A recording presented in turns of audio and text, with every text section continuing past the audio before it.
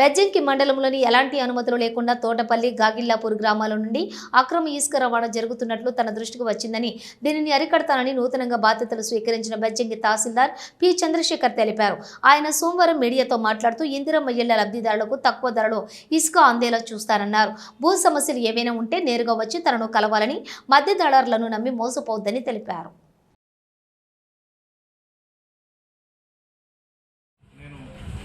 ఈ మధ్యలో బెజ్జంకి తహసీల్దార్గా బాధ్యతలు తీసుకున్న మండలంలో ఉన్న సమస్యలన్నింటిపైన అవగాహన నాకు ఇదివరకే ఉంది. ప్రస్తుతం కూడా ఇంకా ఉన్న సమస్యలన్నీ కూడా సాల్వ్ చేయడానికి పరిష్కారం చేయడానికి నేను ప్రయత్నం చేస్తా.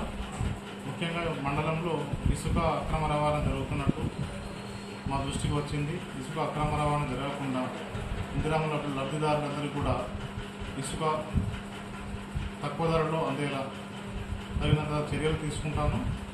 తర్వాత భూముల విషయంలో కూడా మీరు ఎటువంటి మధ్యవర్తుల్ని మీరు ఆశ్రయించవద్దు. నేరుగా కార్యాలయానికి వచ్చి మాకు దరఖాస్తు చేస్తే మేము అట్టి సమస్యను పరిష్కరించడంలో మీ అందరికీ కూడా నా సహాయ సహకారాలు అందిస్తాను.